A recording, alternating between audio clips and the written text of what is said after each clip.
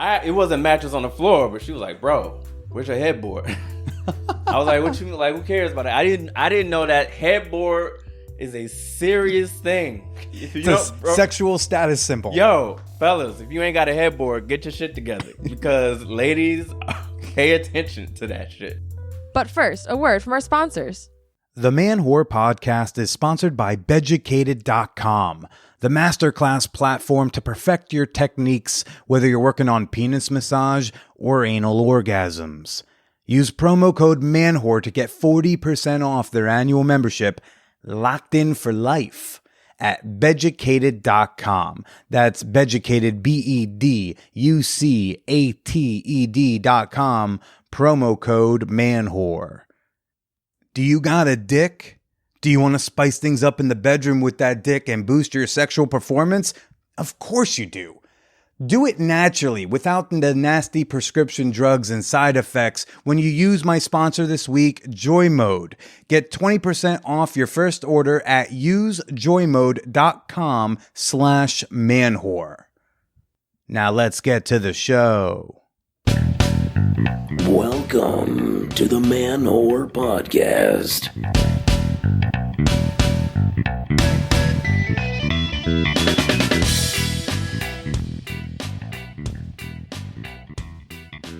Shout out to the girls with game, to the fuckboys with fashion, and the NBs with Entenmann's. Man, those shits is delicious. Hey, this is Billy Procida, and you are listening to the Man Whore Podcast. This week on the show, everybody, I have got on fellow comedian Charles McBee. He is just newly minted as the head writer for Comedy Central's The God's Honest Truth, hosted by Charlemagne the God. I've known Charles a long time. We had a really dope conversation. Very excited to share it with y'all in a little bit. But first, you know what I miss about Italy is, they take their time to eat the food. They take long, slow meals. They take a bite. They put the fork down. They savor it. They maybe share a little anecdote. They pick the fork back up, la forchetta, and then they take another bite of the cibo, and then they put it back down, and they enjoy the meal. As opposed to Americans who tainted by capitalism, it's you've got 20 minutes to shove that food in your fucking face, and then you better get back to work. You have coal to mine, okay? We've got a planet to burn up, and it ain't gonna burn itself. I mean, maybe over the course of hundreds of millions of years, but hey, let's speed this shit up. So I'm having dinner last night, and just subconsciously, I'm just fucking shoveling. I made myself a steak and some fries and some pasta with some grated Parmesan cheese. I was feeling very adult, cooking myself like a proper human meal, and I'm just shoveling it in. I'm terrified. I'm like, what? Is somebody gonna come take it away? Let me sit here and enjoy the meal I made for myself. And then let me make sure to post it on Instagram so my ex sees that I am trying to be a proper adult and she should totally come back because I can now cook her a meal. With my last two exes, with Megan and with Wallet Note Lady, I definitely was trying new foods, but I'm only trying new foods because I don't want to embarrass myself in front of these mature, got their shit together women. Comedians, we live a lifestyle where we don't have to fucking operate like everybody else. I can live as a man, boy, child kind of for forever if I want to, given the type of work I do, but to attract the type of partners I want in my orbit, the type of person I want to spend many years or a lifetime with, I realized I got to step my shit up. I think this is something I realized as I crossed into my 30s. Certain things, they ain't cute anymore, as you'll hear me and Charles talk about at length. What did it take for me to get into therapy, to try new foods, to start cooking, to care about the space that I live in? Women. Because I am trash. And apparently I'm trash that is trying. Apparently there's a ton of trash that is just chilling and expects pussy to get thrown his way. And I'm just like, bro, why do you deserve it? And they just go because okay, this is a good example. My parents got divorced back in 2011. And over the last, I want to say half decade, my mom, Bobby Presida, the angel that she is, has been on a self-improvement kick. I mean, the lady has really dived into her late in life ADHD diagnosis. She's learning organizational shit. She's learning how to recover from a relationship with the type of person that my dad is. She's got these big, 3-foot long Post-it notes that she has stickied all over her kitchen and living room. And they have inspirational quotes or organizational reminders. And I'm just like, you go, Bobby. Every time me or my sisters go back to the house, we're just like, we love this for you. Okay. Now on the other side of things, my dad, terrified of change, terrified of doing anything different. I personally believe that's terror. Some people think it's narcissism because he believes he has nothing to change. But I think deep down inside, he's terrified of having to do better.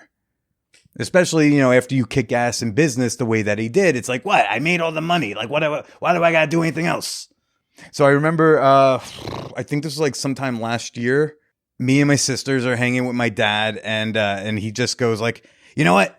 I think me and your mother are going to get back together. And we were oh, interesting. And why ever do you think that? And he's because, now we got the granddaughter and, I'm awesome.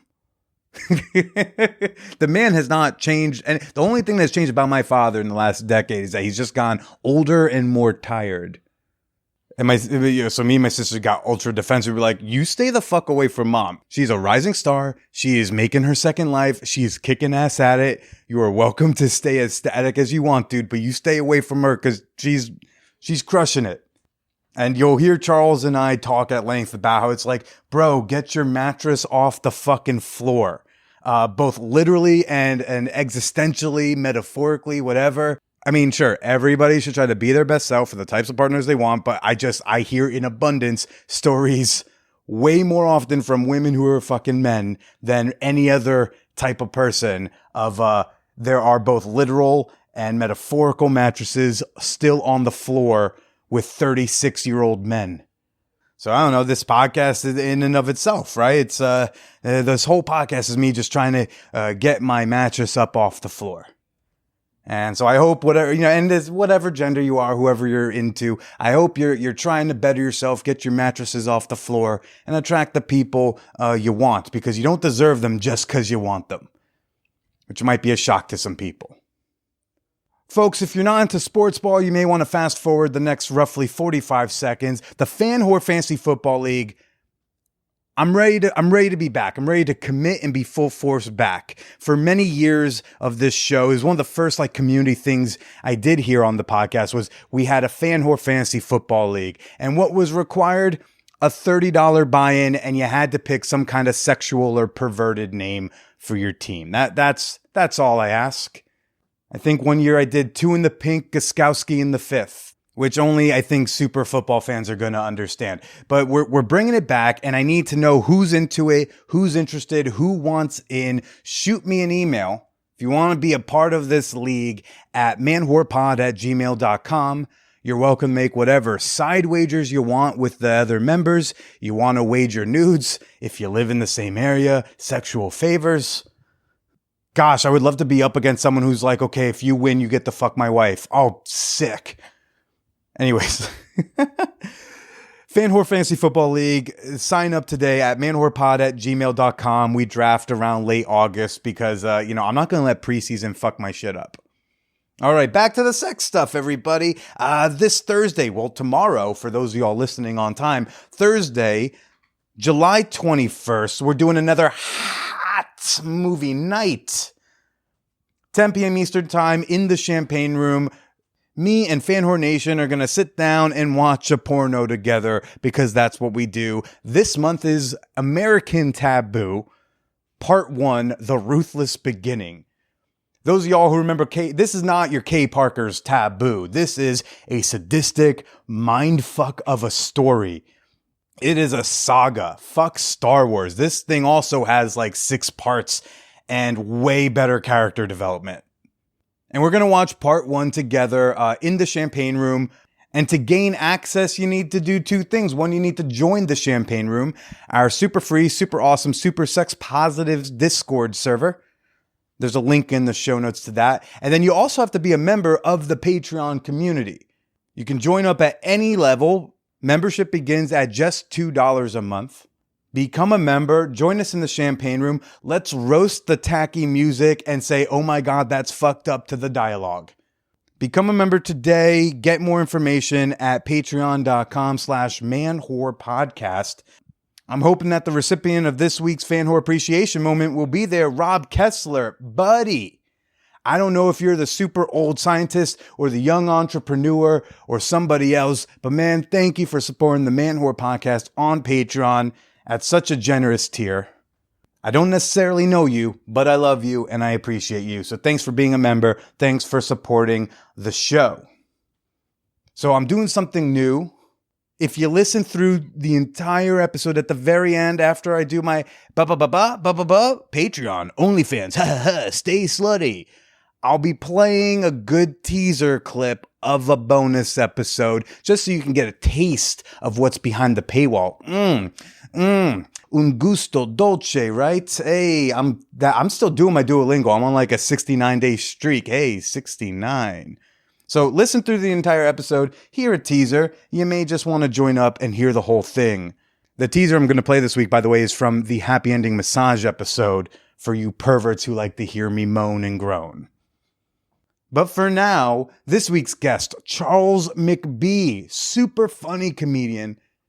I met Charles like over a decade ago in the stand-up scene here in New York City. I was at NYU just starting out. He had just moved here from Ohio. He's got a mixtape out on Spotify right now. Very funny stuff. It's not like your traditional kind of comedy album, so I'll have a link in the show notes to it. Do check it out. Just a slight audio note for the first couple of minutes, because I do that annoying thing. Well, sometimes annoying for the guest. I do that thing where like I hit record and we start chatting, but like the guest doesn't necessarily know that like we're rolling. So like for the first 2.5 minutes, Charles is not talking directly into his microphone the whole time. So if he sounds a little faint, don't worry. He'll talk directly into the motherfucker soon enough. I didn't want y'all to hear that and think there was something fucked up with the whole audio. Dude just didn't know we were going. Got a couple ads for you, and then we're going to go chat with Charles McBee. The Man Whore Podcast is sponsored by Beducated.com. I've been talking about this platform for years. This website is like the best place you could go to up your sex skills. I'm not kidding you. I watched one 11-minute video on a sensual vulva massage. I just watched the beginning video, and I think I also watched the U-spot, right? I learned where the U-spot is, and I blew my ex-girlfriend's fucking mind. As soon as my hand grabbed her outer labia, she was like, what the fuck are you doing? I was like, is that good? She's like, I've never felt that before in my entire life.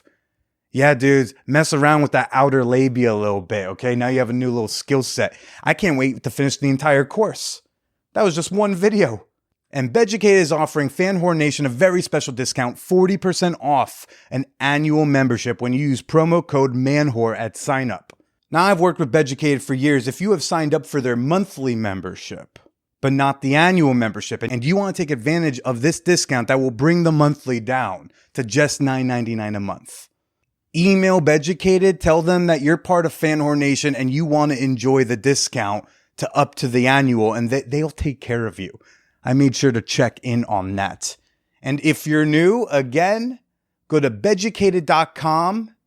That's BEDUCATED.com. Use promo code MANWHORE and get 40% off the annual membership. You can thank me later. Shoot me an email. Tell me what you learned. Beducated.com. Promo code MANWHORE. The Man Whore Podcast is sponsored this week by Joy Mode. You remember last time you were like at a gas station, you saw those like horribly branded erection pills? You know, you're just like, do those things work? Do people buy those? There's no way that shit is regulated.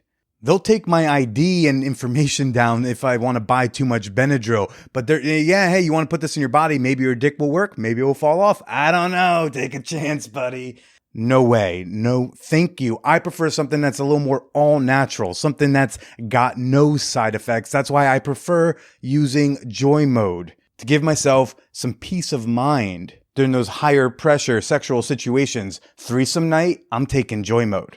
First time with a new lover, maybe I'm a little nervous with, I'm taking joy mode. First time fucking after the breakup with Wallet No Lady, I was on joy mode. I know I just said on joy mode like it's a drug, but it's not a drug. It's all natural. It's just vitamins and supplements. It's kind of like a pre-workout shake, but for sex. Those dick pills, they got all sorts of weird side effects.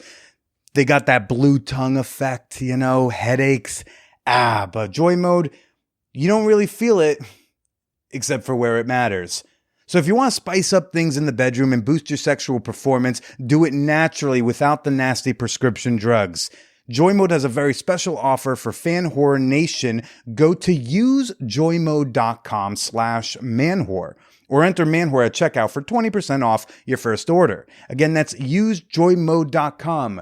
USEJOYMODE.com. I don't know why I always do the Mickey Mouse theme song, but that's just like what's in my heart and soul when my dick is nice and hard after using some Joy Mode. So one more time, usejoymode.com/manwhore. Thanks, Joy Mode. Now let's get to Charles McBee. When it comes to that type of shit, I'm private. So I've always came up with a certain code of just like, keep your mouth shut when it comes to like your dick.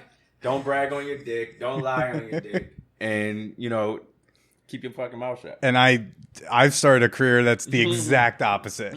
That's why I'm just like, yo, I'm like texting you like, I miss you, buddy. I would love to do your podcast, but I hope I'm a good guest because I live by a certain creed. So you don't want to brag about like what you can or can't do. I can talk about it. I'm just not into, put it this way, the reason other than whatever charm or whatever reason girls, like me or will allow me to sleep with them, one of those reasons is he keeps his fucking mouth shut, and I'm not going to like be out here bragging about it or talking about it, in the streets. And then you got to think about like, who the fuck sleeps with this guy and knows about this? Because no one sleeps with me and doesn't know this exists.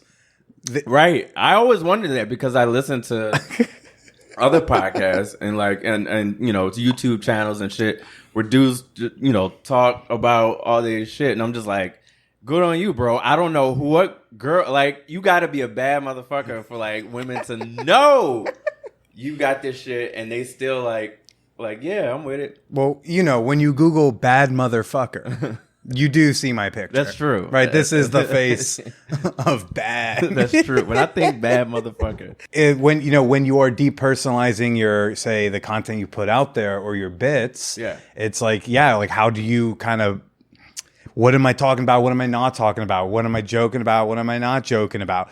Because there are people who don't realize when you do a bit about like, oh, my ex, I mean, that could be about your ex. Yeah. That could be about 5 exes who like this chunk is actually all going to be an ex. Exactly. It also could have not from personal experience, just it's a funny joke about the concept of an ex. Yep. Right. And like, we're not going to be on stage delineating all that. And that's why my jokes come across that way. Mm-hmm. It's like if I'll talk about dating an ex or relationships in general, or if I talk about some shit that I went through as far as dating or sex or anything like that, it's usually it's not something that is going to hurt somebody else. That's all. My whole thing is just like, I'm not trying to like, rip open those scars or like shit on somebody or hurt anybody or be toxic or any of that bullshit.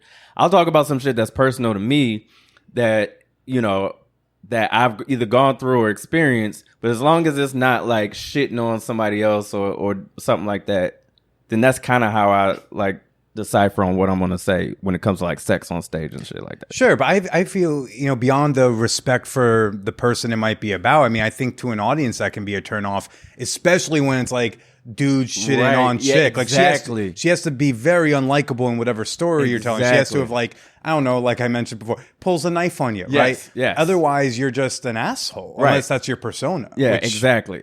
And if somebody were to pull a knife on me or some other story like that where I'm like, fuck this bitch, Yeah, I'll talk about that all day. If it's a scenario like that where clearly she's an evil piece of shit and I don't care. But in general, most relationships I find, even if they don't end the best, which like 9 times out of 10, if you're in a relationship, somebody's going to be upset or something like that, right? But after time goes by, 9 times out of 10, you usually look back on it like, both of us played a part in whatever reason that didn't work out. I don't hate her anymore. Hopefully she doesn't hate me anymore and we go on with our lives, right? So then in that case, that's when I'm like, I'm not about to go on, because I have a platform, right? Like I have a pretty big platform in the sense that I'm in front of a stage with, people every night. So I get to go out and just talk shit to a whole bunch of strangers. She, unless she's also a comic, which there's been a few, she doesn't have the same platform unless you count social media or something like that. So I'm not trying to like have her look up and be like, oh, there he is on TV or wherever talking about a private moment that happened between us. You know what I'm saying? It's just like, I don't know, it's kind of shitty. Yeah, no, my ex brought that up where like I see you get to go on the podcast and talk about the breakup, and she's just like, I don't have anything that resembles that. Yeah. I'm not a public person. I got a private account and this, that, and the other thing. It's like, so, where does she get to vent public? So it's weird to see me vent publicly in what I hope it was a respectful and semi-tasteful but very sad way. And she's just like, I just had to kind of like watch that. I think you hit it on the head where it's just like, at least it's, because you have a right to vent or talk about whatever you want to talk about. Right. But if it's in a tasteful and respectful way, I feel like you're good. I always feel bad for the people that like, like the people that Taylor Swift writes a song about, or like or whoever, you're like one of them people where it's just like you got to hear that shit 9,000 times on the radio. You go to the mall, you got to hear it. You go to Dwayne Reed, you got to hear it. Everyone you date, it's their favorite song. It's their favorite song. It's like, that's the shit. I'd be like, damn, whoever that is, Godspeed, man. But and that's why when people try to say, I don't know, should you talk about that? I'd be like, anytime anyone's been upset at me for like me talking about people in my life publicly, I go like, oh yeah, what's your favorite T Swift song? Like, where do you think that came? What do you think that's about? Yeah. So it's like, why is it okay at scale, right? At that scale, but it's not okay for like my fucking tiny little world that I got going on. It's like I ain't famous. Yeah. Like, I'm only famous at like sex parties in Bushwick, maybe. Hilarious. Like that's about it. Maybe it's oh, are you the one with the podcast? Like that's about the extent of my notoriety. But I am here with the notorious and not piece of shit on stage, Charles McBee. I'm enough piece of a shit. No, I'm just kidding. No, I try not to be. Nice guy, Charles McBee. Thanks, man. The bearded Charles McBee. The bearded. I don't know if I've seen you since you grew out your beard, which is a very long time. Yeah, I don't think you have. It's people call it a COVID beard, but it's actually like it started right before COVID. But then obviously when COVID hit, then it was just like, fuck all. You know what I mean? It was just like, all right, well, I guess this is who we are now. It actually started when I was in Italy, what I was telling you about, because I brought my clippers and the fucking adapter didn't work. Like I thought I brought the right adapter and it didn't work. And I can't do a regular like a shaver thing. It fucks my skin up. So I bring electric clippers and it didn't work. And so while I was in Italy, I was like, damn, I can't cut my hair. But then I was like, I'm in Italy. Who gives a fuck? Nobody knows me. The only time, like black people, we're very self-conscious about needing a haircut, but we're only self-conscious around other black people. So I'm in Italy. There's no other black people. I'm not allowed to critique you or I'm in trouble. No, you wouldn't know. But you wouldn't really. We have there's a certain eye, like we recognize where it's just like to me, to most people, white people, I'm bald right now. Right. I'm bald. But to another black person, I need a haircut or I need a shape up. You know what I'm Really? Yes. See what I'm saying? See the look on your face? That's what I mean. Like to white people, they're like, you're bald. But to another black person, be like, bro, you gonna like shape that shit up? What you doing? Like line that up or cut it or something. So like yeah, I get real, you get real self-conscious, but I was in Italy. I was like, there's no black people from 1,000 miles. I'm straight. So I just grew my shit out. And then I came back and I was like, I might actually rock this. And then the entire world shut down. Yeah. And I was like, oh, all right, well, I guess this is what it is. I got as down, I did for like the first time, I got like down like a short Amish beard was what I was able to Yeah, get yeah, before they opened the barbershops in June of 2020. Yeah. But in what I grew out there, I mean, my girlfriend was pissed. Yeah. Oh, yeah, but she's like, are you going to cut that? No, why? Why would I? Yeah. You're already fucking me. You're already here. Yeah. I won. I'm in. It's too funny. I had to. I don't have to look good right now. There's no one else to pick up. The girl that I was kind of dating at the time, where I first started growing my beard out, she was like, "Oh, I don't really like guys with beards," and I was like, "I don't care." Like I don't care. So I just let it rock, and then once I grew it out, she was like, "Oh, I actually like it," and I was just like, "Well, I still don't care, but thanks." But yeah, so that's kind of how that worked out. You don't care if people you date find you attractive? It's not that I don't care, but that let's just say that situation was already kind of on the men. Yeah. So, or on the outs a little bit. So, it was Or just you like, had to take it or leave it attitude. yeah, it was just like, whatever. I don't know where this is going. So, I was just whatever. Do you get women who bring up the fact that you're a comic when you date? You know, do they get weird about it? Do they make it a thing? No, actually, You gonna joke about me on stage? no. Actually, the funny thing is, every girl I've ever like kicked it with or dated or anything like that, they are always really impressed, and at the same time always find out that the reason that they're impressed prior to even seeing me on stage or anything like that is just like they have this, like, I feel like most women, or particularly women who are like type A or in the corporate world or something like that, they have like an artistic side that they never were able to get out, or they never explored because they were, went on to be a doctor or whatever the fuck. And so like when they see somebody truly living their dream and being successful at it, to say, nonetheless, they're like really, really turned on by that and really inspired by that. So I've never had anybody be like, "Oh, you're a comedian." It's just like, I don't know. Plus, I don't think I give off that like wacky tobacco weirdo comic vibe. Like I present as a normal functioning. Like at worst, like you a really person. like comics, maybe, right? Like with the glasses. That's That's the worst it could yeah. get with you. Yeah, I don't. Yeah, I always, even outside of dating, I promise myself that like I'm not gonna be some like, "Oh man, I'm an artist, man. Yeah, I live under a bridge and fucking, but I shoot heroin in my dick, but I don't care, man. It's the pain that brings my art." No, fuck that. No, I need money. Yeah. I need health care if I can get it. I need to like know where I can pay rent and where my meal's coming from. Vaguely decent clothes. Right. I need to be a functioning adult, an asset to society. Right. Then I can go be an artist. It was cute when I was 24. Right. Yeah. At 32, less cute. Way less cute. Am I 33? Wait, what year? I just had the first time where I'm like, I don't know how old I am. Fuck. 89 to 2000. I'm 33. Okay. Oh, Figured there we that out. go. Okay. No, well, it happens. Is that a 30s thing? It's the 30s thing. It happens. I'm turning 40 in a week. You're turning 40? In a week, bro. I just saw Cyrus recently. I was also just him too. I was just like, wait, you're how old? Yeah. Because all y'all were only. I didn't realize you were that much older than me.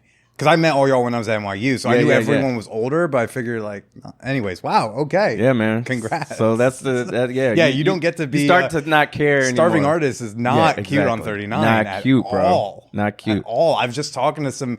I mean, also when you, especially in like an LA, a New York, maybe a Chicago, in those cities where like if you say you're a comic, so many people in those cities are full of like aspiring comics that like there's like, oh god, what kind, like, do you go to some open mics, or is this your job, or are you like about to break, like what's, what level you're at, in a way indicates. So to say that you make a living doing your art, as you were alluding to, it's impressive. And even if you like have a a job on the side, I think when so put it like this, like New York, this is what I find in New York, because I come from the Midwest. You're from here, right? I'm from out here, yeah. So I'm being from the Midwest, even though it's funny because there's a lot of things that New Yorkers shit on the Midwest about, but there's a lot of things that the Midwest shit on New York about. Yeah, but see, New York is like you with that chick where like, I don't care. Yeah, exactly. Yeah. That's fine. Say it. But a lot of times though, the reason I find that they don't care is because they never heard the perspective before of like the other side, because New York is New York, because everyone comes here, and because it's the epitome of everything, the center of the universe. They never hear like, they're like, oh yeah, I guess maybe it is weird that my bathroom is in my closet, but I don't care. Like, oh, it's weird that a toilet is in the kitchen, I guess, but it's all I've ever known. And so like, but I forget what I was saying before. The idea of like making a living doing your art, and how like in these big cities, like so many women I've gone on dates with so many women who have been on so many dates with like bad comics who only do open mics. Yeah. And say the N-word on stage for some weird reason, right? Like that guy. I've dated a lot of people who've dated that guy. Here in New York, the bar is very low. It just is. Love it. The bar is so low, like, and it's maybe low because that's the dating field of shit, but also just because it's so hard to live here and survive. That like, if you have an apartment with one roommate, like a chick is like, you only got one roommate, like, you know what I mean? If you have, you ain't got no roaches that I see all the time, like. Whatever, like, if the bar is so freaking low that is not that difficult. If you could just present as a functioning adult, like, women will give you the benefit of the doubt. I trip over that bar every day. I rely on it. I long for the day where dating is more difficult because the standard was raised, right? Like, that's it, because that means the world's in a better place. Yeah, right. Like, I think I learned from being around stand-up so much and hearing female comics who made the mistake of banging male comics. I heard them shit on us so much on stage from like college age. Yeah. I think I learned a lot of these like missteps, like the big one. Yeah. Mattress on the floor. Mattress on the floor. Can't do that, guys. What are you doing? Oof. Bro, but here's the thing. I know guys that have gotten it in with the mattress on the floor, and I'm always more impressed. I'm like, who fucked you?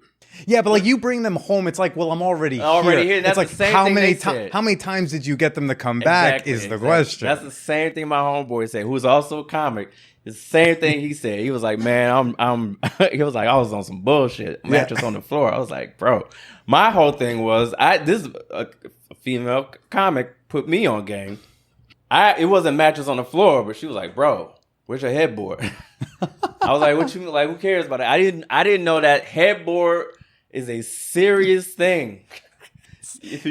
Sexual status symbol. Yo, fellas, if you ain't got a headboard, get your shit together, because ladies, pay attention to that shit. I'm considering throw pillow. Yo, right now, hey.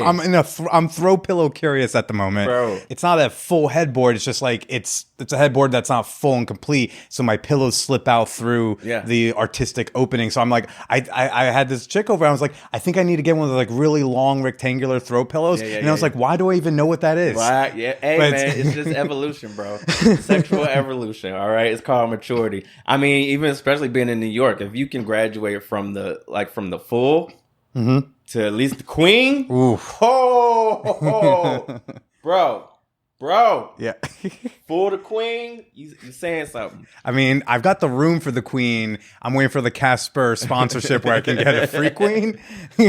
Like, it's time for a new mattress, but I'm like, I feel like I'm at the cusp in my career where I might be able to get a free one.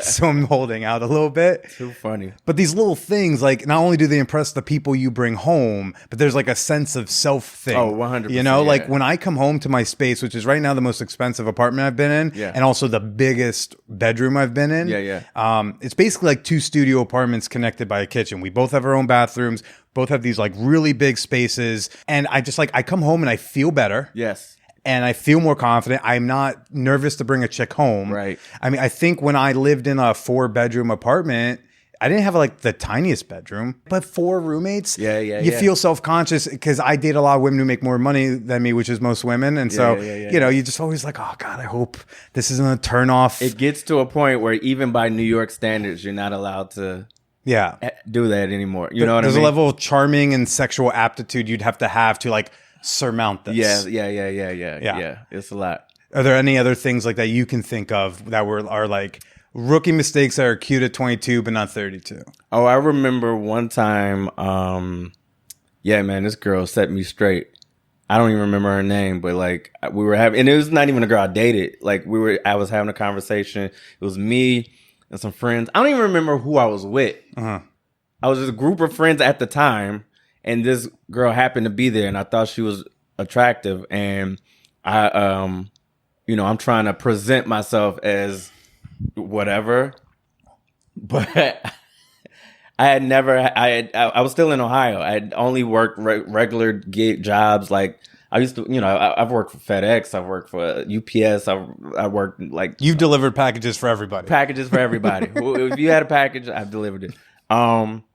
She was talking about her job, and she was talking about how she was going to have to work over the weekend and some shit like that. And I was like, I go, well, at least you'll be making overtime. And she was like, overtime. Like, I make a salary. Like, I had never even heard salary before. And I was just like, oh. And I just slumped down in my seat and proceeded to not say a single word for the rest of the conversation. So you have to let the adults talk. You let the adults talk. And I'll bow out. Let me know when you want me to take my clothes off and do the dick stuff. But until then, I'll just like be quiet. I was here. Just like, there's no dick stuff happening. No. I was like, there's nothing. Clearly, she shut that down. For the last decade, I've somehow made like all the arrested development of being a professional creative. Somehow I've made that charming. Yeah. Like so long as I can make them laugh at me not making a lot of money, that seems to offset a chunk of it. Yeah. Listen, we all have our superpowers, and we all have our kryptonite. Yeah. We just got to figure out what it is. There's this chick. She's been on the show a couple times. Listeners remember Anna Super Slut, which is what she called herself, not me. Right. Hey, but Anna, she turned me on to getting a savings account. I was like 26 maybe or 27, and she's like, you don't have a fucking savings account? Hilarious. And the next day I had a savings account. Bro, listen. It's the reason we wash our ass. It's the reason we fucking give a shit about what we look like. It's women. Yeah. It's point blank period. Yeah. I didn't shower today because I knew you were coming over. I didn't care. Yeah. It's like I'm going to clean up the neckline when I know like there's people I want to find me attractive around. Yeah. If it was just to me, then I'd let that COVID beard grow out again and be like, fuck it. It's fun. I can run my fingers through it. Exactly. Yay. Don't care. I'm going to get little fake birds and flowers and put it in just for fun and make an Instagram post. Oh, my girlfriend doesn't like it? Okay, when the barber opens up, I'll go back. Yeah. You know? It's the only reason we do shit like that. Because we are trash. Yeah, we are. I always say like, and I'm not pandering. Like people probably say I'm pandering or whatever. It's just the facts. Like the things that women are attracted in, as far as men, those qualities literally make us better. Yeah. As humans, like men, it makes us better. It's not naggy. It's like it's better for you. It makes us better, and to the point where even if she leaves or she goes away, just the fact that we did those things to try and get her leaves us as better people. In reverse, the qualities that we find attractive in women are just horrid. In no way does it make them better people. It's just I was thinking the way we leave them when the relationship ends, we leave them broken and sad and ruined. And yeah, it's like I made you a better man, and like I had to go into therapy. Exactly, it's exactly it, bro. That's exactly it. It's like, I don't know, but like I don't know. I started trying new foods because I want people, and it's not even like women want us to make money. Like women don't. At least the women I date. Yeah. The women who would date me that I would also want to date, they don't need me to make the money or even a lot of money. They want that functioning, bare minimum adult. Yeah. Like can't afford to be on Medicaid amount of money. Yes. Which I one day will get to. So, but like, they just want to know that like you're responsible. Cause like, I don't know, the last woman I dated, she wants a family. She knows she wants that. Yeah. The timeline in her life that has now been delayed. So when I entered into that, I knew that like if I stick around, I'm in there. And do I have to make $100,000 a year? we would all like me to, but I wouldn't necessarily need to do that. But like, they want to know that you're responsible. Like, if we do have a family, like, am I gonna have to do all the heavy lifting, or are you gonna do anything? I mean, there's nothing wrong with people wanting, expecting certain things out of a relationship as long as they make those things clear in the beginning of the relationship. It's nothing, and I'm a traditional dude. Like, I know we're in a very non-traditional state in the world, which is fine, but I'm a Midwest traditional dude. So I still believe, or at least like for me, I don't mind gender roles in the sense of like, oh, a man is expected to protect and provide and to go hunt and kill and blah, blah, blah. And, a woman can be more feminine, take care of the children, take care of the home or whatnot. As long as both people are in agreement to that's what they want, their roles, or that's what they expect, great. If not, fine. Don't date each other. You know what I mean? But if the girl that you're with is saying, hey, I want a guy that I know that financially, you don't have to be a millionaire, but that you're going to contribute or if I'm at least help pay the bills or whatever the case. Are you gonna wear something decent when you meet my parents? Yeah, like, yeah. Do you have a button-down shirt? Yes. Do you have your one button-down shirt? Right. Like I have 3 date shirts. I know they're my date shirts because my sister got them for me. She said, these are your date shirts. Yeah. Which is like fun 5 years ago, but now I'm like, oh no, I need some stuff for when we want to have a good night out. Bro. I can't just wear like my best graphic tee. Bro, I was just getting ready to, when I tell you I had to go, as I wear a graphic tee, I went through a purge of graphic tees, like where I was just like, I got to burn these bitches. Like I have to, there's certain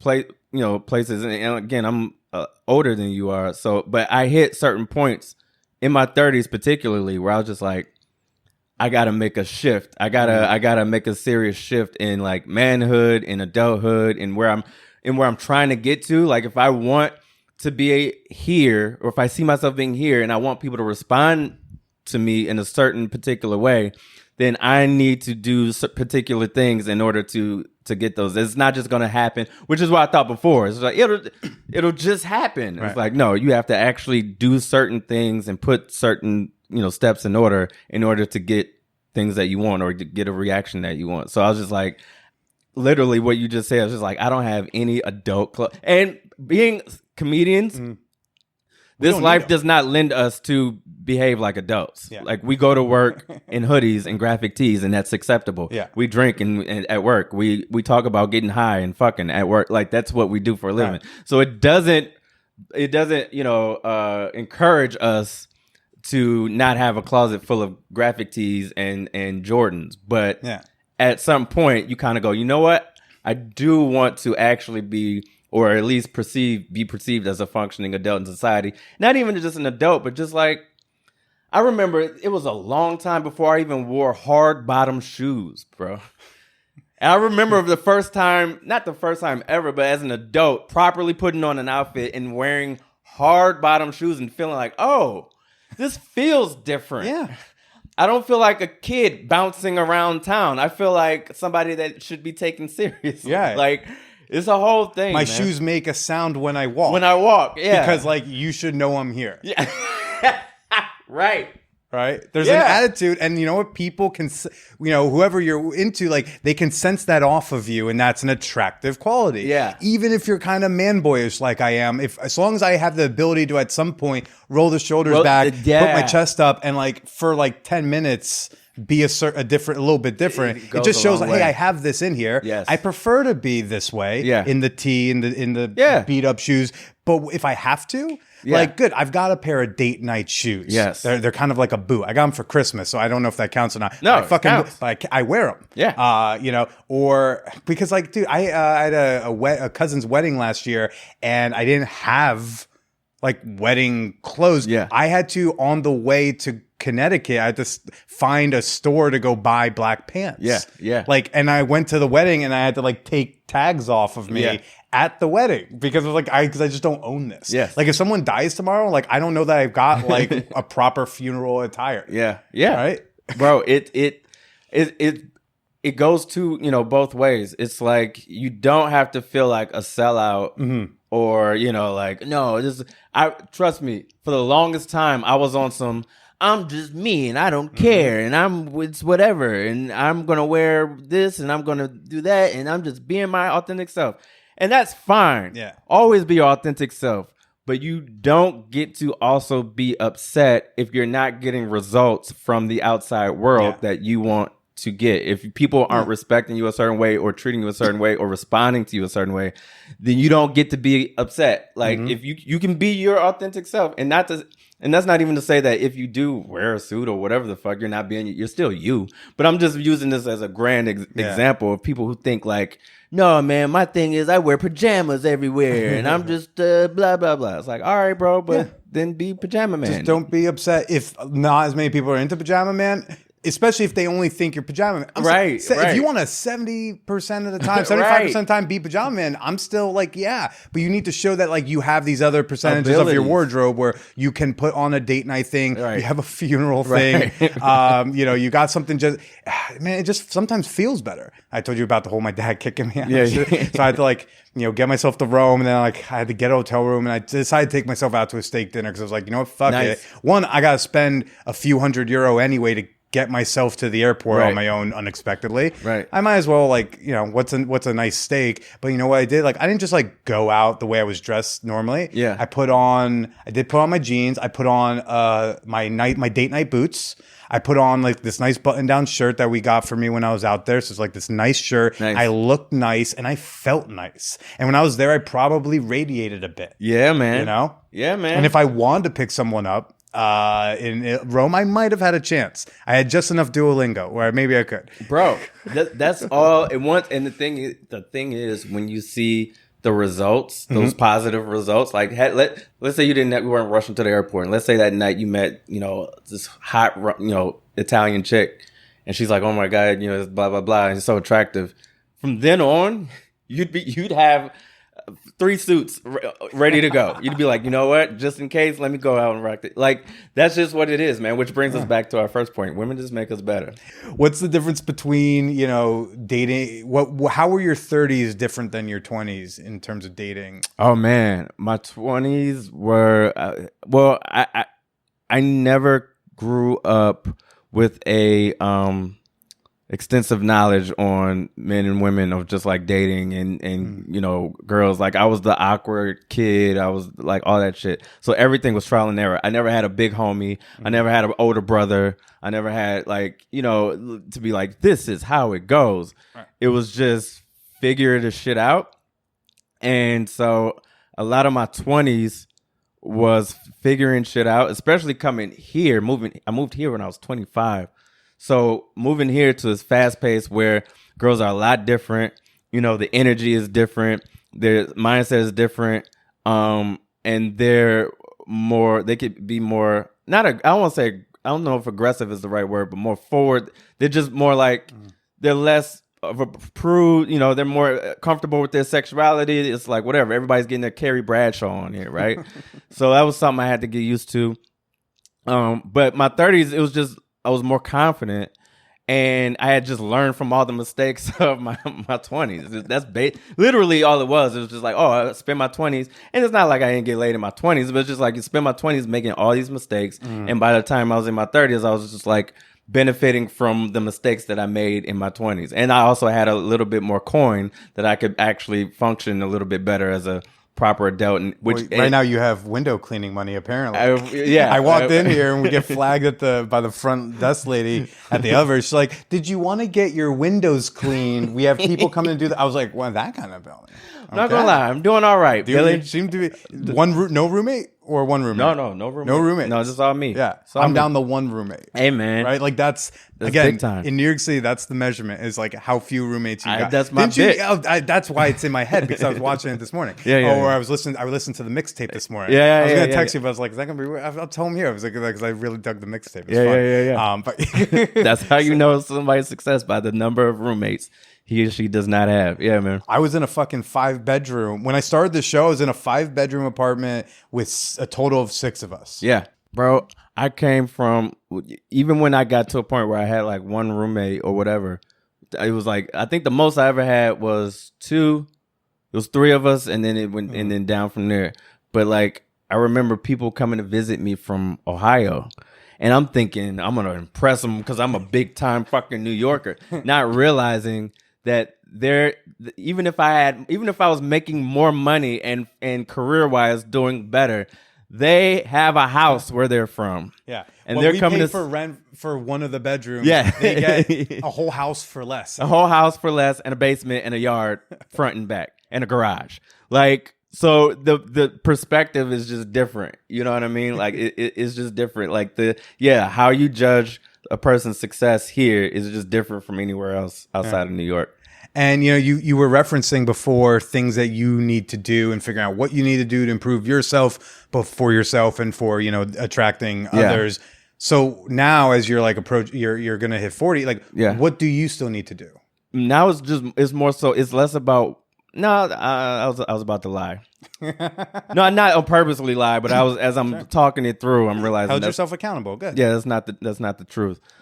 Now it's more about actually becoming the person in my mind that I've always wanted to become. For me, and it may come across as weird, but I think more people can relate to it. We just don't talk about it.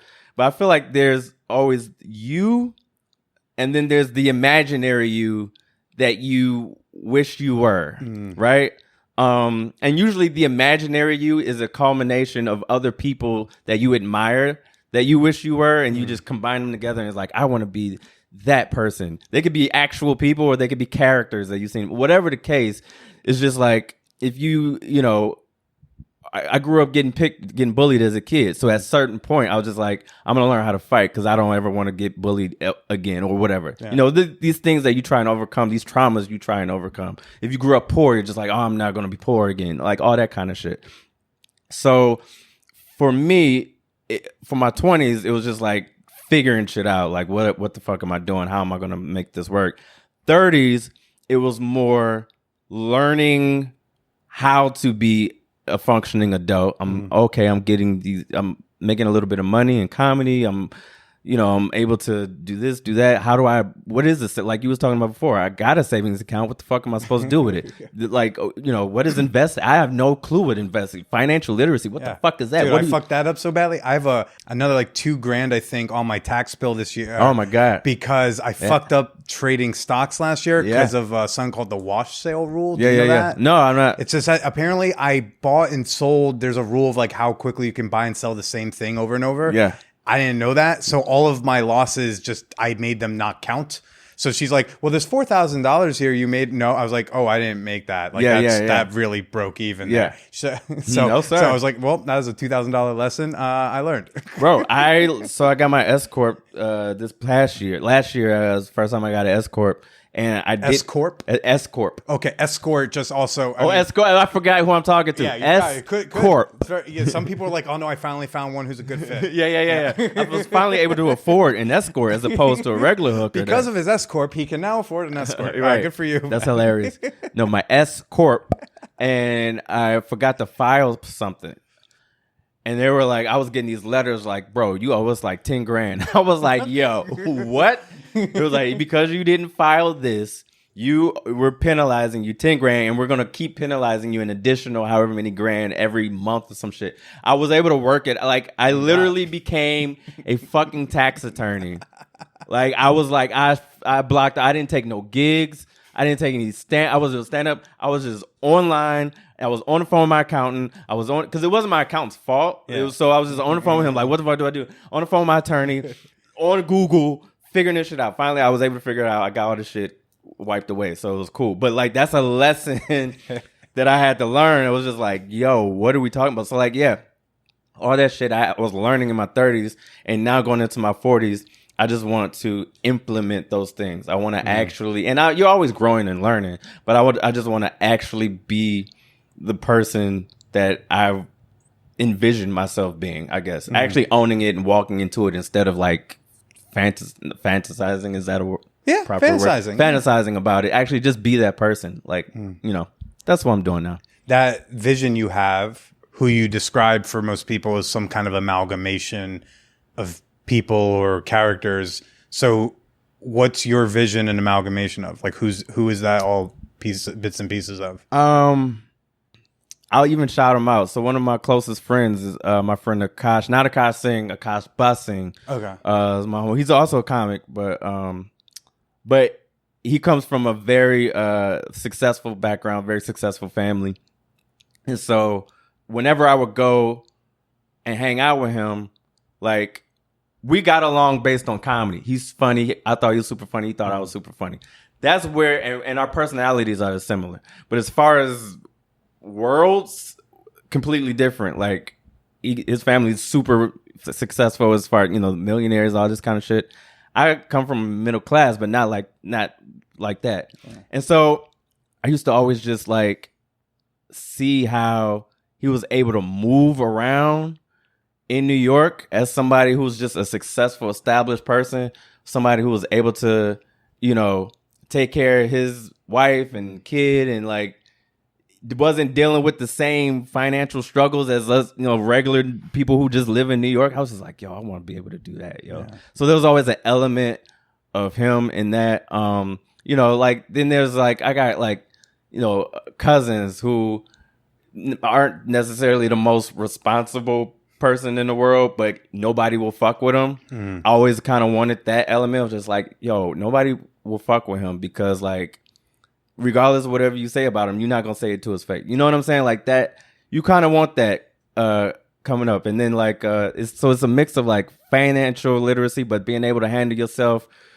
when you need to handle yourself, being able to protect the people around you, being able to when I want kids someday, I want to like a family one day, and I don't want to like have to struggle and all that kind of shit. So like building a foundation to where I can just have a family and enjoy it and not have to worry about like, oh shit, how am I going to pay for things? Right. And being able to be somebody that people respect. There's definitely people that I kind of look at, I mean, whether it be celebrities or not. I mean, it could be somebody, typical person like a Denzel Washington or somebody like that. And in the sense of like, you look at them as like a master of their craft and the best at what they do. And you just kind of like, man, I want when people see me, I want them to be like, yo, he's at the elite of what he does. Yeah.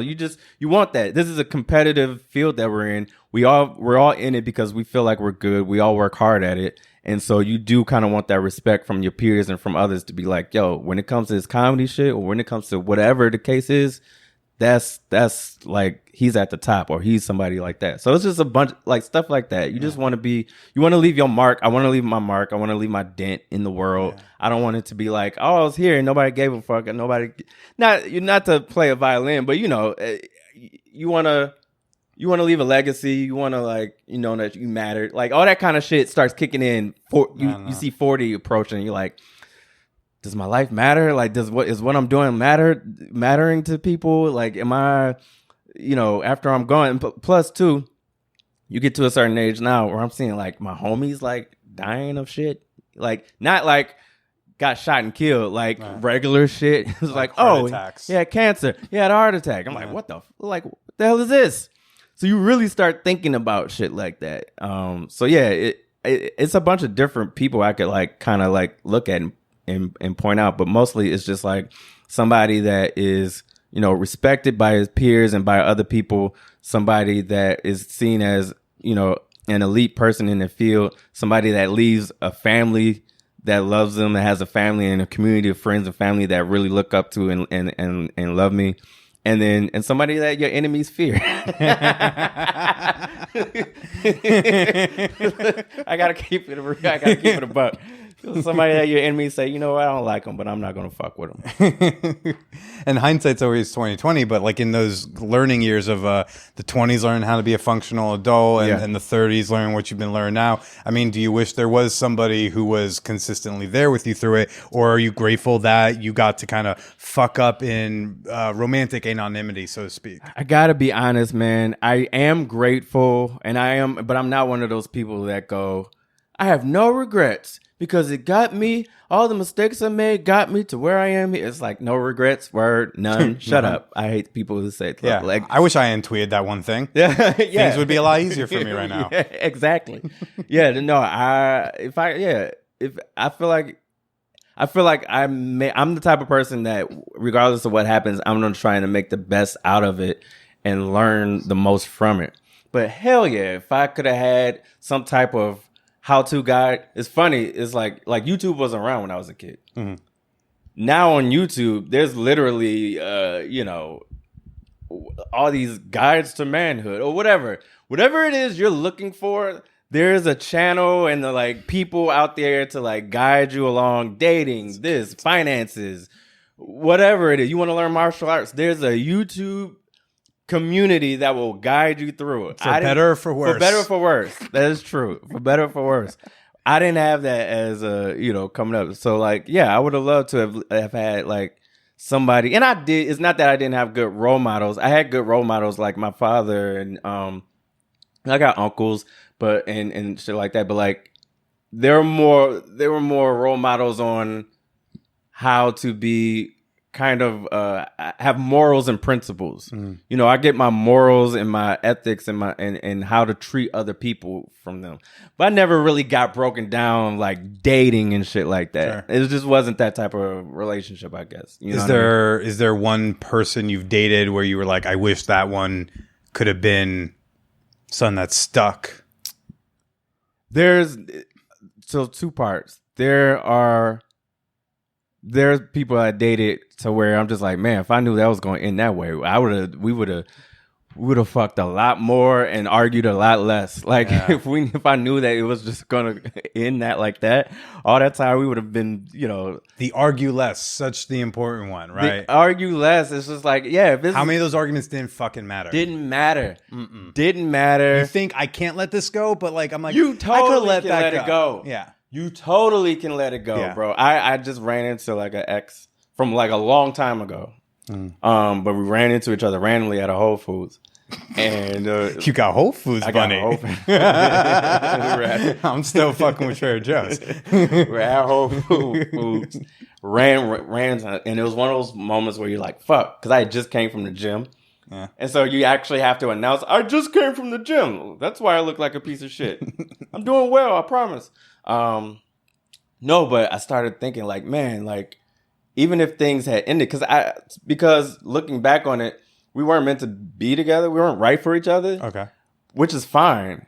But like I went through so much just emotional, like tripping over shit I didn't need to be tripping about, because at the time I didn't know this isn't meant to be. I just thought like we're going through this bullshit relationship stuff. You know what I mean? So like thinking about stuff like the stakes, you would put in that perspective of that's okay because this isn't the thing anyway. So yeah, so that's one side of it. If I could go back and just like enjoy those things for what they were, oh my, that would be great. Right. And then it just ends when it ends, like that would be great. But to answer your question, there's only one person that I would like, that I often think about, and she's married now, but that I think about where I'm just like, it's not so much like I wish we were together, but it's more like, oh, if I found another person like her, I'd be ready for her now. I wasn't ready for her at the time. Or I wasn't ready for somebody like that or what she wanted in a relationship. I just wasn't. At least to me. Maybe she felt like I was, but to me, in my mind as a man, I was just like, I'm not ready for this. Now I'm kind of ready for that. And so it's not necessarily her that I want to be with or that I think about in that sense, but it's just like a version of her. I'm just like, she reminds me of just like, oh man, yeah. It sets a new standard. Yeah, if I meet a girl like that, like that'll be dope. Yeah, I'm ready for her now, but that is not a thing now. So the self-improvement angle of all of it, the being ready to be, the being better, leaving things and being like, oh, women, they make us better, blah, blah, blah, even for the next one. And, I don't know, the relationship I just got out of, it's like, I wish I was ready to be what she needed me to be in this now. Yeah. And I couldn't. Yeah. And for, fairness to myself, she was not in a place where she could be ready to be with me then either. I feel like I am on this kick where I'm trying to do some shit better and fix some things and work on stuff and get new strategies. Cause like there's this fantasy for me where I'm like, if she shows back up, I want to be ready. I I want to be ready if that happens. And she, in theory, could be someone who is like her, like Right. you're describing. Right.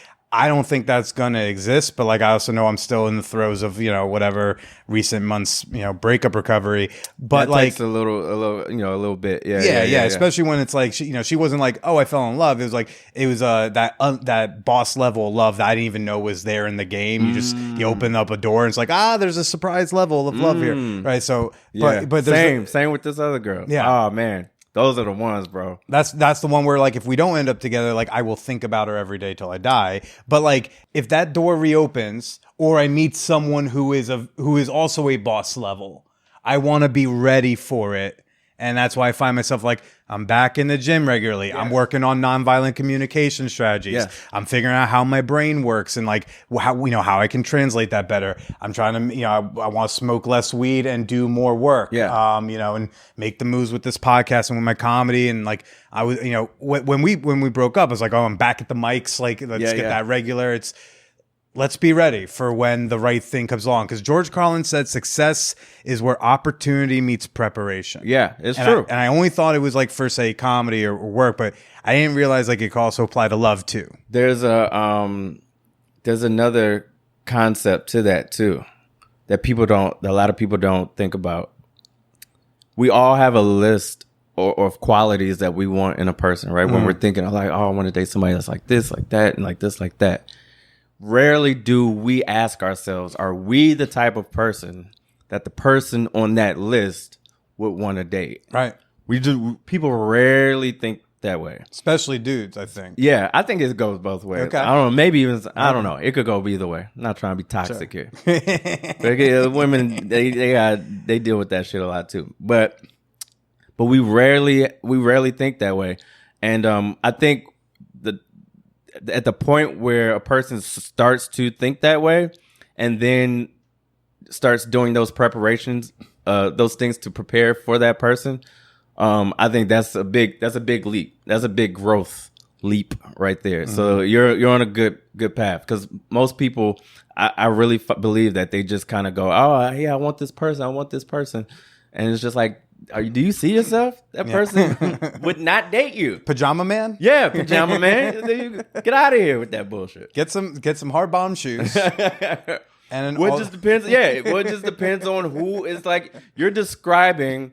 I used to have, it wasn't a bit that I fleshed out, but I was just like, if you're, I'll go from the guy's perspective to keep from getting canceled. If you're a guy, all these guys just want, like, I want a Instagram model who's also a virgin, but always had dreams of being a porn star, but only wants to work on those dreams with me, but is also like you all can this. do the other side of it. That's okay. Every woman wants like a guy who's like 6 foot, 6 figures, 6-pack, the whole thing. But when you go with that person, are you that person's type? Do you deserve that person? Do you deserve that person, or is that person, would that person, logically speaking, be into you? Yeah. And they're just like, what do you mean? What do you mean? But so it's like, yeah, if you want somebody who is just regularly speaking, if somebody who has their shit together, then you have to ask yourself, well, do I have my shit together? Mm-hmm. You know what I mean? Yeah. Like that type of thing. Is my mattress on the ground? Is my mattress on the ground? Then don't have, king size bed expectations. Yeah. If your twin is on the ground. Yeah. Yeah. Don't have king size bed expectations in that other person if you're sleeping on the twin in an air mattress, no less, on the ground. Jeez. Half full. I talk shade all this, but there's like a lady I sleep with maybe like once every 6 months who does have a mattress on the floor. Women can get away with that shit more. Well, she made it, but that's the thing. She made it look good with like, we don't care, with like big, like with like nice covers and with like throw pillows and shit. But you didn't care. I didn't. She's really hot. You didn't. So care. I was like, we don't care. That type of shit doesn't count. Reverse. That only counts with us. We got to get our mattress up. A woman could have no mattress. You'd be like, well, I guess we're fucking standing up. I guess you have to get your metaphorical mattress off the ground. Metaphorical mattress off the ground. Mark Norman had that great bit where he's just like, I'll fuck it up, but I don't want to do it. But yeah, he has a bit where he talks about that, where it's just like, he goes, if a woman goes to a guy's place and sees that he has Nazi memorabilia, she's gonna be like, "Oh, I gotta get the fuck out of here." If a guy goes to a woman's place, sees she has Nazi memorabilia, he's gonna go, "Oh, I gotta fuck her and get the fuck out of here."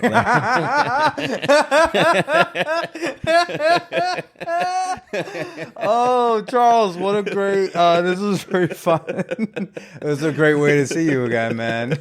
Yeah, man. Where can people go to find you, listen to your work, follow what you're doing? I'll already say, check out his mixtape. It's on Spotify. I listened to it this morning. It's very fun. Thanks, man. Yeah, everything at Charles McBee, McBee. Social medias. Most of the stuff that I do creatively now is like on Instagram and like the TikToks and all that kind of stuff. But yeah, Charles McBee, everything. You'll see my link trees and all that good stuff. So that's what we're doing. Go follow his work. Check him out. Very funny. And Charles, thanks again. This was dope. Why don't you go ahead and say goodbye to everybody? Yo, man. Peace out, y'all. And if we've ever dated, if you listen to this, I'm sorry if I offended you. I tried to behave myself.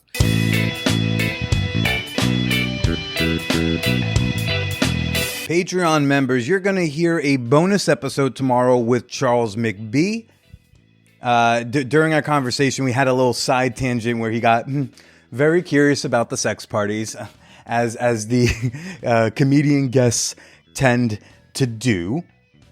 So it was very fun to answer his questions about like how the sex parties work and all that jazz. So you're going to hear that fun little bonus episode tomorrow. All my $5 and up members, you'll get that. But for now, stick around to the end of this outro. It's almost done, I swear. And you're going to hear a teaser. Some of y'all may remember the Happy Ending Massage episode when I was on my front. We had a whole ass conversation. And then on the flip, well, I put most of the moans behind the paywall. So I'll have a little teaser of what you could expect from that bonus episode at the end of this. For now, the Champagne Room. I want to know what you thought about this week's show. Introduce yourself today and then pop into the episode discussion channel. Let us know what you thought about Charles McBee. Let us know what you thought about these topics that we were discussing.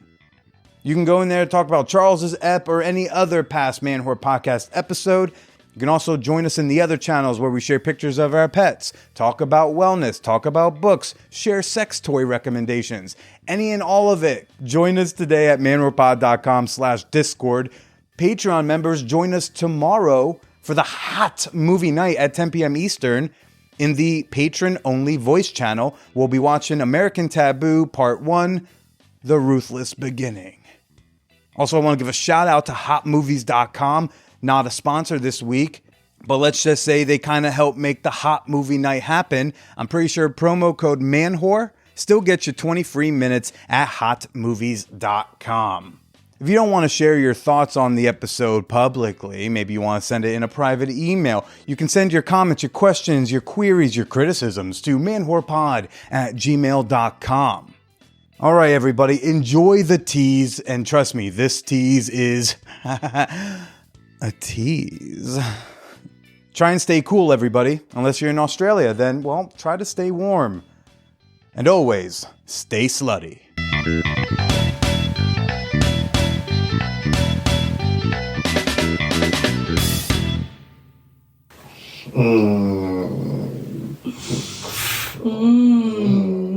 Just slap my cock against her mouth face.